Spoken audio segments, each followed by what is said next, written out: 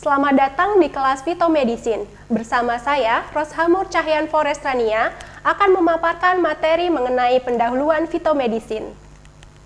Pokok bahasan pada materi kali ini meliputi konsep fitomedicine, perbedaan fitomedicine dengan obat konvensional, kekurangan dan kelebihan fitomedicine, penggolongan obat bahan alam, hal yang perlu diperhatikan dalam penggunaan obat herbal, serta acuan pengobatan herbal. Tanaman merupakan bahan obat yang digunakan pertama kali di dunia. Masyarakat umumnya menggunakan bahan berbasis tanaman untuk menjaga dan meningkatkan kesehatannya.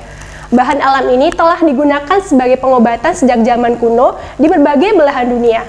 Contohnya seperti Ayurveda dari India, traditional Chinese medicine dari Cina, Kampo medicine dari Jepang, dan jamu dari Indonesia. Berdasar data dari World Health Organization, lebih dari 85% penduduk dunia menggunakan fitoterapi. Peningkatan penggunaan herbal ini terus meningkat yang dimungkinkan karena aspek akseptabilitas atau penerimaan dari masyarakat, availabilitas dan affordability atau ketersediaan sumber bahan alam, dalam hal ini tanaman, serta klaim keamanan obat herbal. Kata phytopharmaceutical berasal dari bahasa Yunani phyto yang berarti tanaman dan farmakonya yang berarti obat.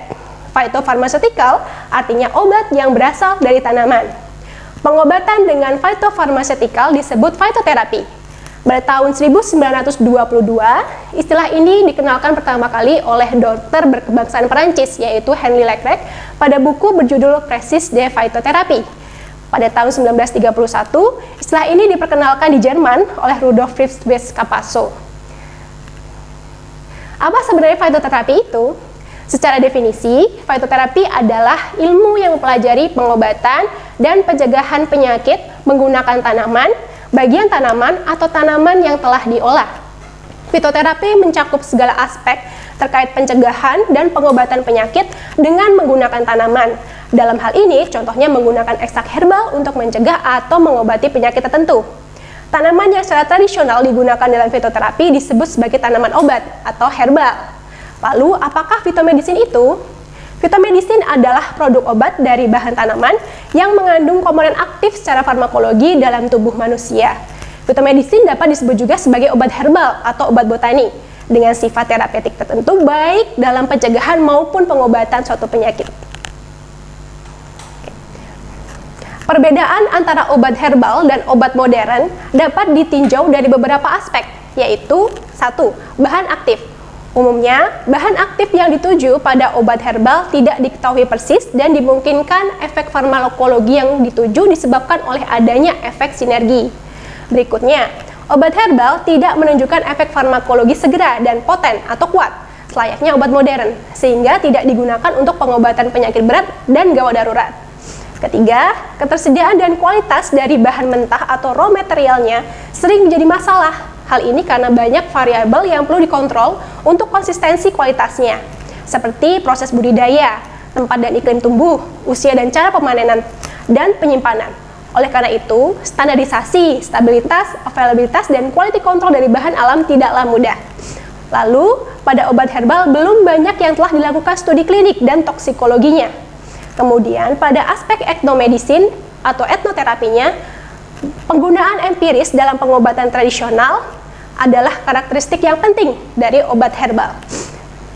Kemudian, umum digunakan untuk rentang terapeutik yang luas dan sesuai untuk pengobatan penyakit kronis. Aspek berikutnya adalah efek samping dari obat herbal umumnya lebih sedikit. Dan yang terakhir, harga obat herbal umumnya lebih murah dari obat hasil sintesis. Lalu, apa saja keuntungan menggunakan obat herbal? Pertama adalah interaksi obat yang tergolong rendah. Kemudian, sediaan herbal tidak banyak yang mengganggu keamanan dan efikasi obat sintetik. Lalu, mempunyai jendela terapeutik luas, kecuali yang mempunyai window terapeutik yang sempit, seperti Digitalis, Rauwolfia, Opium poppy, Belladonna, dan Taxus brevifolia. Lalu, memfasilitasi pengobatan long term, dan beberapa di antaranya dapat menggantikan obat konvensional untuk mengobati penyakit kronik. Apakah kerugian dan keterbatasan penggunaan obat herbal? Pertama, obat herbal diketahui tidak cukup potensial untuk mengatasi penyakit yang cukup parah jika hanya digunakan sendiri, kecuali untuk penggunaan jangka panjang. Kemudian, Obat herbal tidak menunjukkan efek farmakologis segera dan poten, sehingga tidak digunakan untuk pengobatan penyakit berat dan dalam kondisi gawat darurat yang membutuhkan efek terapi segera. Jika obat herbal tidak digunakan sesuai dosis, kemungkinan dapat mengakibatkan reaksi yang tidak diinginkan.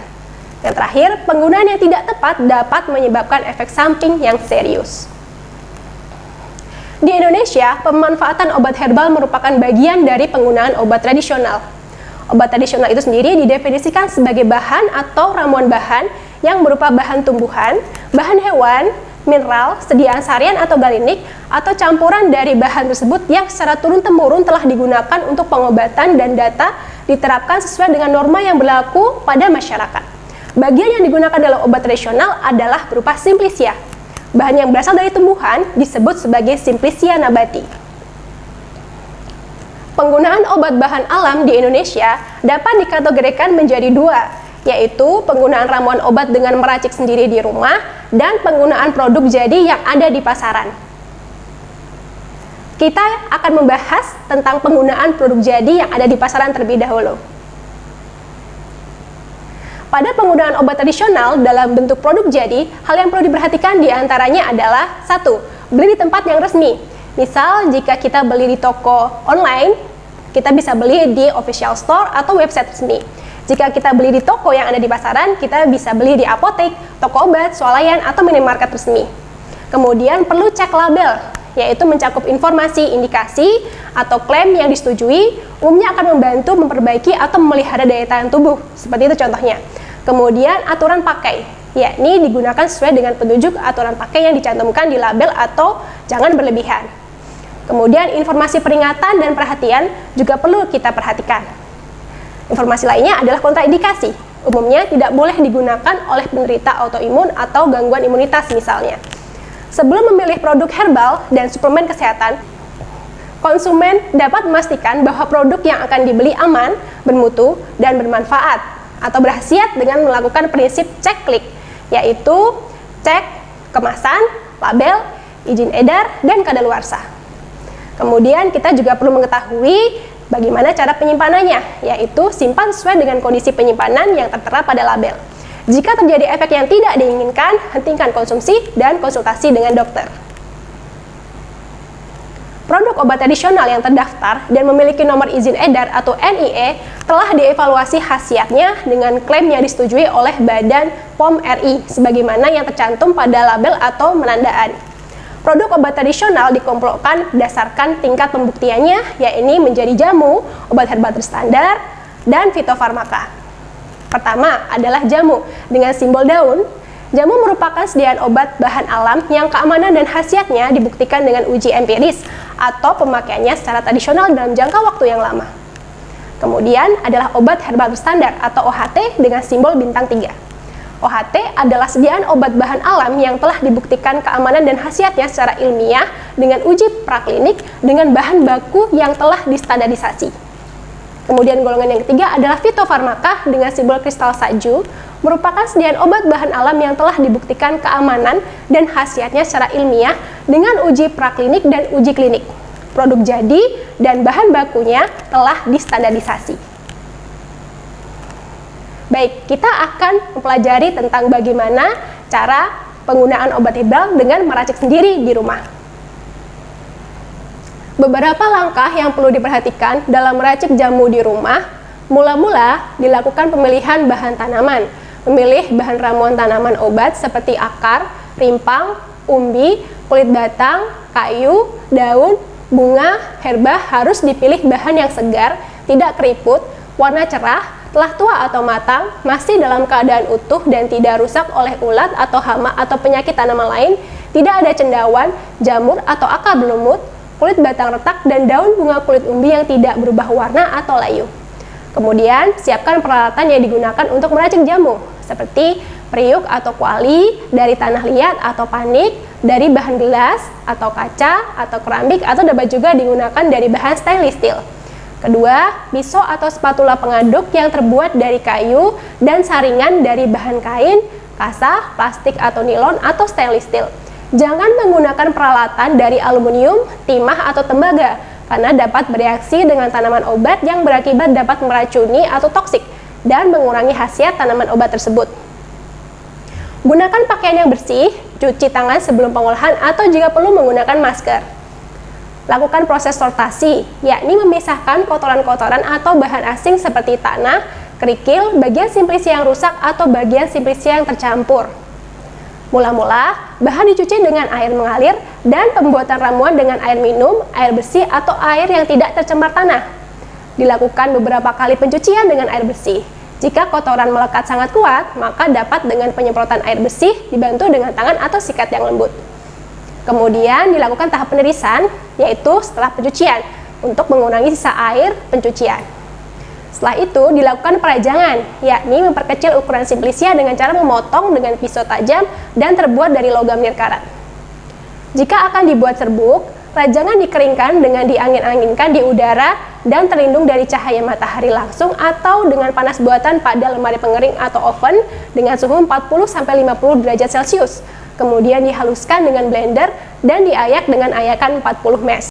Berikut ini merupakan beberapa hal yang perlu diperhatikan dalam konsumsi obat tradisional. Pertama, reaksi alergi yang dapat dipicu oleh penggunaan obat herbal tertentu.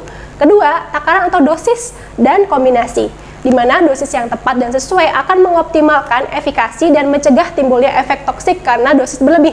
Contohnya pada penggunaan lebih dari 6 gram jahe kering pada perut kosong dapat menimbulkan borok lambung atau tukak lambung. Lalu perlu diperhatikan penggunaan obat tradisional untuk kelompok beresiko seperti bayi, anak-anak, wanita hamil, menyusui, orang lanjut usia, serta memiliki kondisi penyakit tertentu, terutama saat membutuhkan konsultasi dokter. Misalnya sambiloto tidak digunakan untuk ibu hamil dan menyusui. Perlu diperhatikan pula terjadinya interaksi obat bahan alam. Misalnya, bawang putih dan ginkgo diketahui dapat berinteraksi dengan obat pengecer darah seperti warfarin. Pemahaman mengenai penggunaan jangka panjang, peringatan atau perhatian, dan efek yang tidak diinginkan juga perlu diketahui. Dalam konsumsi obat herbal, diperlukan adanya acuan pengobatan herbal. Farmakope herbal bermaksud untuk mempromosikan penggunaan obat herbal yang telah terjamin secara efikasi dan keamanannya, baik melalui tersedianya acuan standar senyawa identitas, kemudian dan analisis rasionalitas penggunaannya, termasuk tinjauan riwayat pemakaian secara tradisional dan data ilmiahnya dari aspek efikasi dan kemampuannya. The American Herbal Pharmacopoeia atau AHP dan farmakope dari negara-negara lain, misalnya farmakope Inggris, farmakope Eropa, farmakope Republik Rakyat Tiongkok, farmakope Ayurveda India, bermaksud untuk mempromosikan penggunaan obat-obat herbal yang bertanggung jawab, yakni untuk memperoleh efikasi yang dituju dengan tetap menjamin keamanan penggunaan obat herbal, yang mana informasi tersebut tertuang dalam monografi dan atau publikasi lainnya. Berikut ini merupakan acuan pengobatan herbal di beberapa negara di dunia. Di Indonesia sendiri, acuan yang digunakan adalah Farmakope Herbal Indonesia atau FHI dan Materia Medica Indonesia atau MMI. Menurut Pasal 4 Peraturan Badan Pengawas Obat dan Makanan Indonesia Nomor 32 Tahun 2019 Pasal 4, jika persyaratan keamanan dan mutu bahan baku belum diatur dalam Farmakope Herbal Indonesia atau Materia Medica Indonesia, maka persyaratan keamanan dan mutu yang digunakan dapat mengacu standar persyaratan farmakope negara lain, referensi ilmiah yang diakui dan atau data ilmiah yang sahih. Demikian materi mengenai pendahuluan fitomedicine. Terima kasih atas perhatiannya. Saya Ros Hambur Cair Forestania undur diri. Sampai jumpa di kesempatan berikutnya.